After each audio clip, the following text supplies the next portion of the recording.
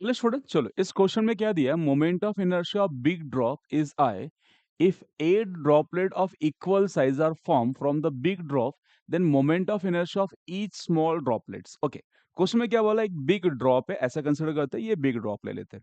ठीक है, इसका मोमेंट ऑफ इनर्शिया कितना देकर रखा है, इसका मोमेंट ऑफ इनर्शिया आई देकर रखा है। ठीक है, सेंटर के अबाउट ले लेते हैं, इसका मोमेंट ऑफ आई वन का वैल्यू कितना आई देकर रखा है।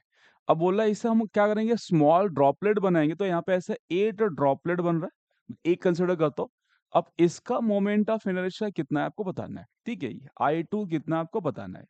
ठीक है, अब ध्यान से देखो, अब इसका अगर मैं मास m1 लेता हूँ, m1 इज m लेता हूँ, तो m2 कितना आएगा, m2 कितना आएगा बोलो।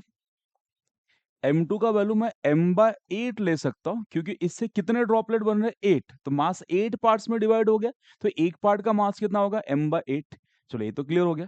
अब इसका रेडियस अगर मैं r1 का कितना लेता हूं, r1 को मैं r ले लेता हूं, तो r2 नहीं पता है। अगर r2 पता तो मैं मोमेंट ऑफ इनर्शिया लिख सकता हूं। ठीक है, तो सबसे पहले क्या करते हैं, हम r2 निकालते हैं। कैसे निकालेंगे r2, ये बड़े ड्रॉप से क्या बन रहा है, स्मॉल ड्रॉपलेट बन रहा है, 8 ड्रॉपलेट बन रहा है, तो दोनों का वॉल्यूम क्या रहेगा, सेम। अब वॉल्यूम सेम रहेगा तो बोल सकते हो volume of first drop is equal to 8 time of volume of second. ठीक है, volume of one big drop का volume is equal to 8 time कितने ड्रॉपलेट बने, 8, तो 8 के 8 जो 8 ड्रॉपलेट बने सबका टोटल वॉल्यूम क्या आएगा, बिग ड्रॉप के वॉल्यूम के इक्वल आएगा। ठीक है, अब ये स्पीयर है तो वॉल्यूम का फॉर्मूला कितना होता है, 4/3 पाई r1 cube is equal 8/3 is a 4/3 pi r2 का क्यूब। दोनों साइड से क्या किया, कैंसिल होके is r1 cube is equal to 8 times of r2 cube, कितना आएगा फिर, is r1 is equal to 2 times of r2। चलो r1 एंड r2 का रिलेशन आ गया, r1 कितना आ गया आपके पास, 2 टाइम्स ऑफ r2 आ गया। अब मोमेंट ऑफ इनर्शिया पे जाते हैं। तो वहां मास का रिलेशन तो क्लियर करता, क्योंकि वन कितना 8 पार्ट में डिवाइड हुआ, तो एक पार्ट का मास m/8 हो गया।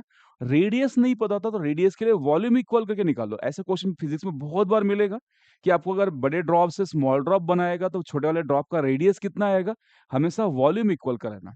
ठीक है, चलो मोमेंट ऑफ इनर्शिया का फॉर्मूला, मोमेंट ऑफ इनर्शिया कितना होता है, अब ये ड्रॉप मतलब स्पीयर हो गया, तो इसका क्या होगा, 2/5 mr²।